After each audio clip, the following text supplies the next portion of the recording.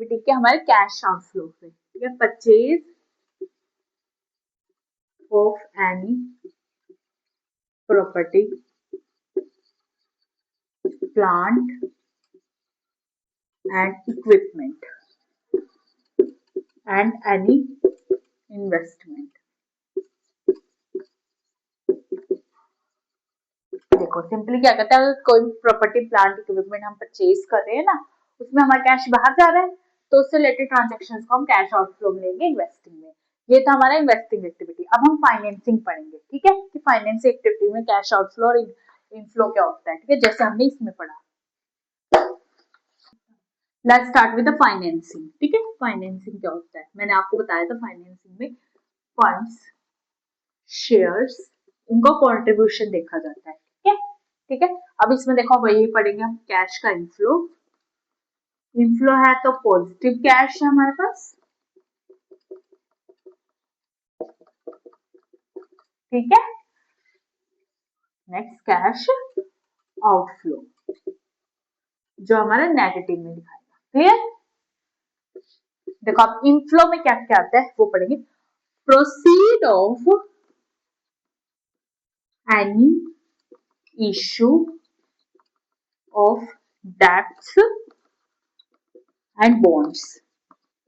क्या हमारे कुछ बॉन्ड्स है, बॉन्ड्स में हमारे फंड्स होते हैं, अगर कोई डेब्ट है, ठीक है, उनको प्रोसीड मतलब उनको इश्यू करने पर, ठीक है, जो पैसा आता है वो हमारा इनफ्लो होता है, ठीक है। हमने इश्यू किया, डेब्ट दिया बाहर, कुछ ऋण दिए, उसके बदले में हमें पैसा तो मिलता है ना बाद में, कि हमने ऋण दिया, वो बाद में हमें इंटरेस्ट भी देता है, उसके ऊपर हमें वो पेमेंट भी फुल करता है, वो क्या होता है, कैश का इनफ्लो होता है, ठीक है। अगर कोई बॉन्ड है, बॉन्ड क्या होता है, एक ऐसा सर्टिफिकेट होता है, कुछ शेयर्स होते हैं, हमने बॉन्ड्स के रूप में दे दिए, उसके बदले में हमें पैसा आया, ठीक है, वो होता है कैश का इनफ्लो, इसे पॉजिटिव है, ठीक है, उसको लेंगे। सेकंड, फोर क्या लेंगे हम इसमें, प्रोक्यूरमेंट ऑफ लोन।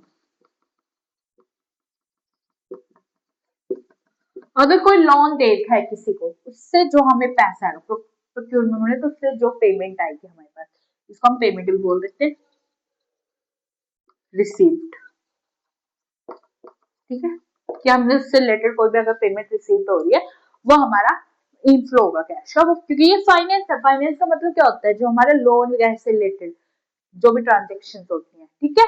अब आते हैं कैश का आउटफ्लो कैसे होगा, रिडेम्पशन करना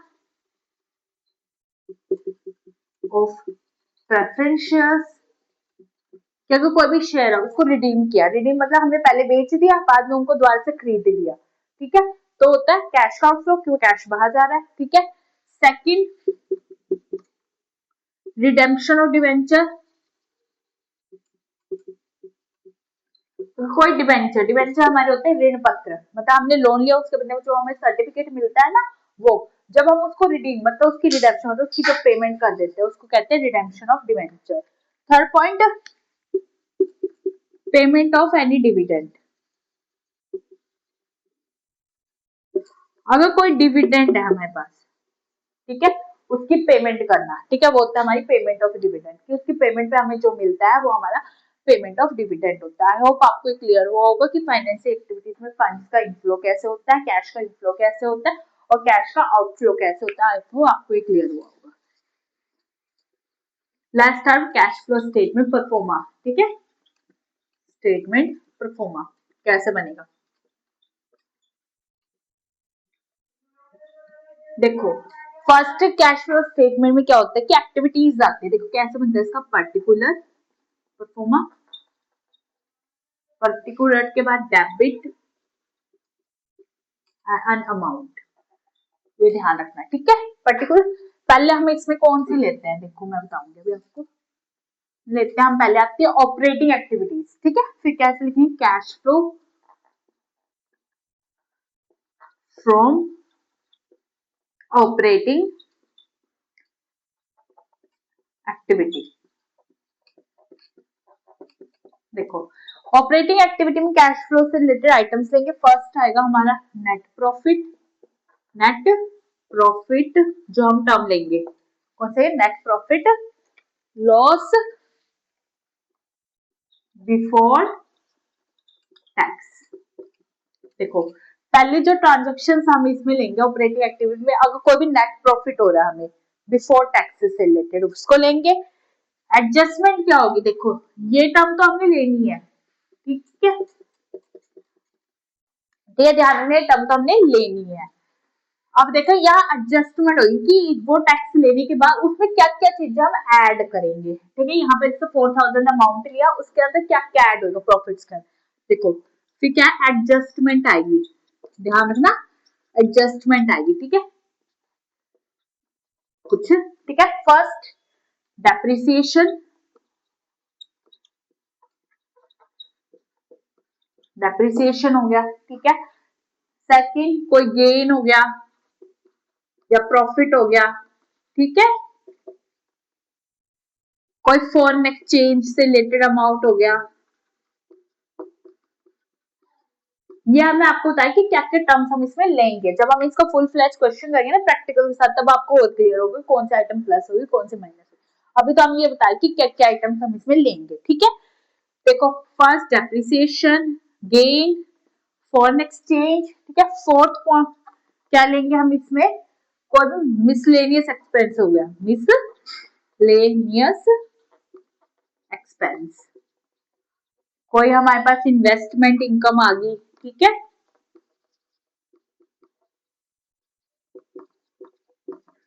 कोई हमारे पास इंटरेस्ट आ गया या फिर डिविडेंड हो गया, ठीक है।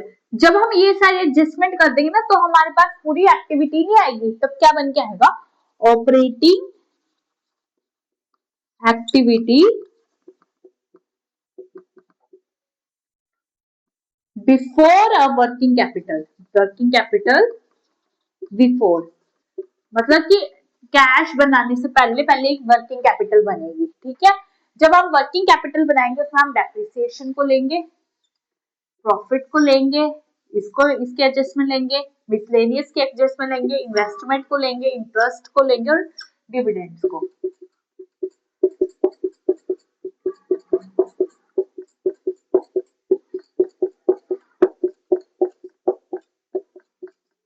जब इनका टोटल हो गया है ना तो ये अमाउंट कहाँ जाएगा, यहाँ, ये हमारा सिर्फ अभी वर्किंग कैपिटल बनेगा। पहले तो हमने नेट प्रॉफिट बनाया बिफोर लेट्स, पहले हमने एक वर्किंग कैपिटल बनाई, अभी ऑपरेटिंग एक्टिविटी का कैश ही निकला, तो उसको बनाने के लिए पहले जो भी हम बनाएंगे डेप्रिसिएशन, गेन ऑफ प्रॉफिट, ठीक है, कोई भी डेप्रिसिएशन हो गया, कोई भी प्रॉफिट हो गया, अगर कोई फॉरेन एक्सचेंज है उसको लेंगे, कोई मिसलेनियस एक्सपेंस हो रहा है उसको लेंगे, कोई इन्वेस्टमेंट आ रही है उसके अमाउंट को लेंगे, कोई इंटरेस्ट आ रहा है उसके अमाउंट को लेंगे, और कोई डिविडेंड है, इन सबको जब हम ले ये अमाउंट जब हम इसमें एडजस्ट कर देंगे प्लस या माइनस की टर्म्स में, तो हमारी ऑपरेटिंग एक्टिविटी वर्किंग आएगी, ठीक है। अभी ये हमारी पूरी ऑपरेटिंग एक्टिविटी नहीं बनी है, अभी तो हमारे सिर्फ वर्किंग कैपिटल बना है। अब नेक्स्ट देखते हैं कि वर्किंग कैपिटल बनने के बाद अब हमारे पास कौन से ऐसे एडजस्टमेंट आएगी जिससे कि हमारी ऑपरेटिंग एक्टिविटीज इंक्रीज होगी, ठीक है। Let's start with next terms of operating capital. देखो हमने ऑपरेटिंग एक्टिविटीज में हमारी वर्किंग कैपिटल बता दी थी बिफोर, अब आएगी उसकी एडजस्टमेंट कैसे होती है। देखो एडजस्टमेंट्स में क्या क्या लेते हैं हम ऑफ वर्किंग कैपिटल में, ये पूरा परफॉर्म है, ठीक है। या भी ऑपरेटिंग एक्टिविटीज चल रही है, ध्यान रखना, ठीक है। इसमें क्या होगा, इंक्रीज इन, फर्स्ट तो क्या होता है इंक्रीज, मतलब प्लस में जाती है हमारी, इंक्रीज इन करंट एसेट, ठीक है। सेकंड पॉइंट हमारी इसमें एडजस्टमेंट होती है decrease in current asset. Third अगर किसी लायबिलिटी में इंक्रीजमेंट हो रही है वो लेंगे हम इसमें, ठीक है, इंक्रीज इन करंट लायबिलिटी।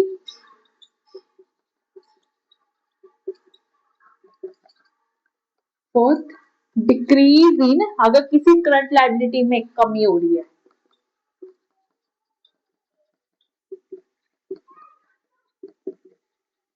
देखो इसमें क्या बोला है कि जब हम वर्किंग कैपिटल बना लेंगे प्रॉफिट के बाद तो उसमें जो एडजस्टमेंट होगी, फर्स्ट होगी इंक्रीज, अगर किसी एसेट में इंक्रीजमेंट हुई, कोई एसेट बढ़ रही है उसकी ट्रांजेक्शन को लेंगे, अगर कोई एसेट घट रही है डिक्रीज हो रही है उसकी ट्रांजेक्शन को लेंगे, अगर कोई एसेट कोई लायबिलिटी इंक्रीज हो रही है, कोई दायित्व बढ़ रहा है तो उसकी ट्रांजेक्शन को लेंगे, अगर कोई दायित्व कम हो रहा है उसकी ट्रांजेक्शन को लेंगे।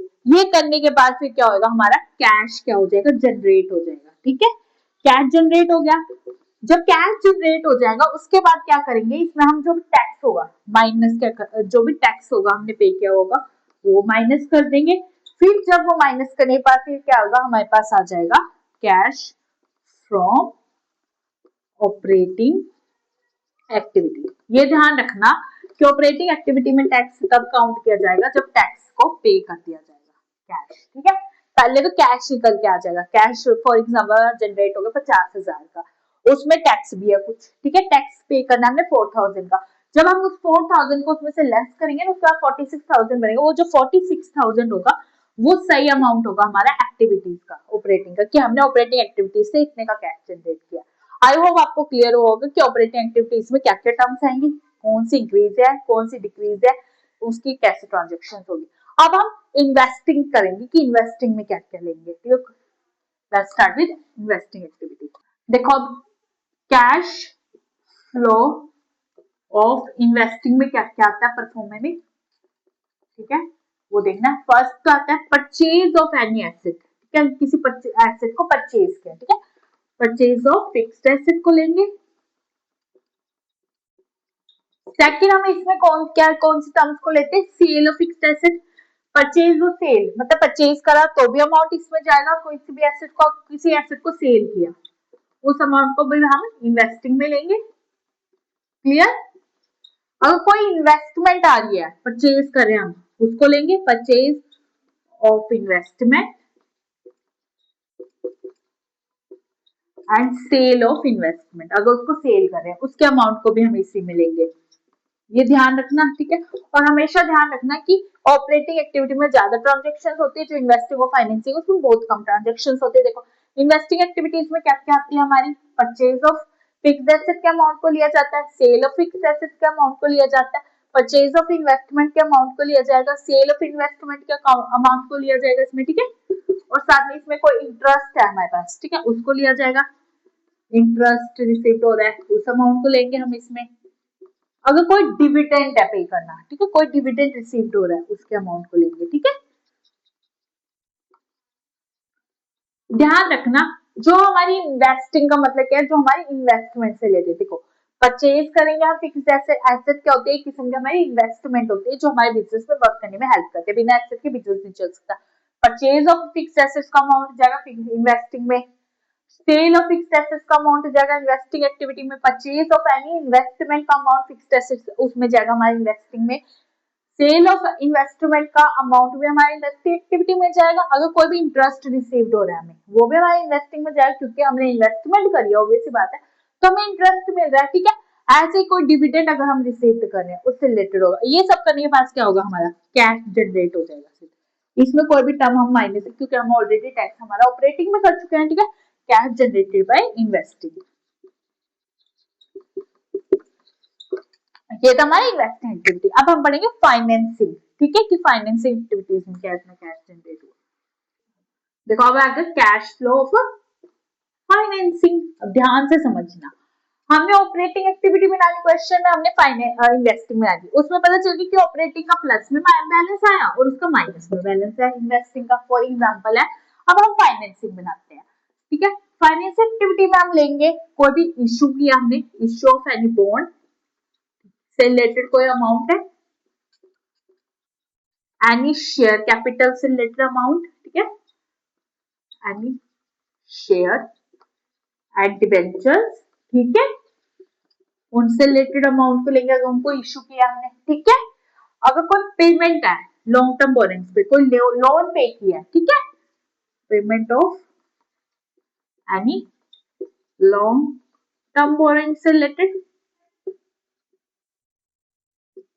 ठीक है, या पेमेंट ऑफ एनी डिविडेंड, कि अगर कोई भी डिविडेंड पे किया है, देखो ये सब करने के बाद फिर हमारा आ जाएगा कि हमने कैश जनरेट कर लिया अपने फाइनेंस से, ठीक है। देखो अब क्या है, देखो यहाँ पर ये तीन एक्टिविटीज हमारी कंप्लीट हो रही है, लास्ट में क्या होगा, जब फिर क्या करेंगे हम तीन एक्टिविटीज का टोटल करेंगे। लाइक मान लिया कि ऑपरेटिंग का प्लस में था, फाइनेंसिंग का इसका माइनस में और फाइनेंसिंग का प्लस में अमाउंट आया हमारा जनरेशन का, ठीक है। तो हम क्या करेंगे, इन दोनों को टोटल करेंगे, पहले इन दोनों को टोटल माइनस करके इसमें से लेस कर देंगे, फॉर एग्जाम्पल टोटल बनता है कब 65,000 दोनों का, और जो माइनस में हमारा कैश है वो हमारा 15,000 का है। तो कितने बचा हमारे पास? 50,000 का कैश बचा ना, ये पॉजिटिव आ गया। फिर अभी तो हमें पता चला कि नेट कैश कितना इंक्रीज डिक्रीज हुआ है, ये तो हमें net increase and decrease cash का पता चला है। अभी हमें टोटल कैश नहीं पता चला। टोटल कैश कैसे पता चलता है, ध्यान रखो, हमें क्वेश्चन में हमेशा ओपनिंग और क्लोजिंग दोनों कैश दिए होते हैं। जो क्लोजिंग कैश का अमाउंट होता है ना, वो हमारा आंसर होता है कैश फ्लो स्टेटमेंट का, ध्यान रखना। और कई बार अगर नहीं भी दिया होगा ना क्लोजिंग, तो आपको ओपनिंग दिया होगा, ओपनिंग का माइनस करने पे जो आएगा ना वो क्लोजिंग एंड बैलेंस आपका आंसर ही होगा। हमेशा देखना आपको क्वेश्चन में ओपनिंग और क्लोजिंग दोनों बैलेंस देते होंगे कैश में। ओपनिंग जो बैलेंस होगा वो पिछले साल का 2 इयर्स भी होंगे, इसमें 2019 2020, ठीक है, उनका कंपैरिजन होता है। ओपनिंग कैश दे रखा होगा, क्लोजिंग, जैसे आपका नेट कैश इंक्रीजमेंट निकल गया था हमारा 50,000, 50,000 निकला सबका टोटल। हमें इसमें क्वेश्चन में दे रखा था कि हमारा ओपनिंग कैश है हमारे पास क्वेश्चन में कि 20,000 का ओपनिंग है, और क्वेश्चन में हमें कितने 30,000 का क्लोजिंग है। देखो opening cash and cash equivalent कर दिया है हमने, इसको करते हैं हम हमेशा माइनस, याद रखना ये हमेशा माइनस होगा। जब हम ओपनिंग बैलेंस को माइनस करेंगे ना तब हमारा क्लोजिंग है, जैसे 30,000 का हमारा क्लोजिंग, और हमें क्वेश्चन में भी 30,000 दे रखा था किस ईयर का 30, तो ये हमारा क्या होता है, आंसर होता है कैश फ्लो स्टेटमेंट का, ठीक है। इससे पता चलता है कि हमने जो अपनी कैश फ्लो स्टेटमेंट बनाई है ना वो बिल्कुल पॉजिटिव है, क्लियर है, सही है, एक्यूरेट है। अगर हमारा क्लोजिंग बैलेंस हमें दिए हुए क्वेश्चन में क्लोजिंग बैलेंस से मैच नहीं करता, तो हमारे ट्रांजेक्शन में कोई ना कोई एरर है, कहीं ना कहीं हमारी ट्रांजेक्शन गलत हुई है। जब अगर हमारा क्लोजिंग बैलेंस मैच हो जाएगा तो हमारी कैश फ्लो स्टेटमेंट मैच हुई है। आई होप आपको परफॉर्मेंस समझ आया होगा। नेक्स्ट क्लास में हम इनसे रिलेटेड शॉर्ट क्वेश्चन करेंगे, फिर उसके बाद एक फुल फ्लैट क्वेश्चन भी करेंगे, तीनों एक्टिविटीज का एक साथ। आई होप आपको ये सब क्लियर हुआ होगा कि कैश फ्लो में कौन कौन सी एक्टिविटीज आती है, उनके अंदर कौन कौन से ट्रांजेक्शन होते हैं। आज के लिए बस इतना ही, thank you very much. Please like share comment my channel और सब्सक्राइब द माय चैनल, ठीक है। और अगर आपको इससे कोई डाउट है तो मुझे कमेंट सेक्शन में पूछा मत बोले। Thank you very much, bye bye.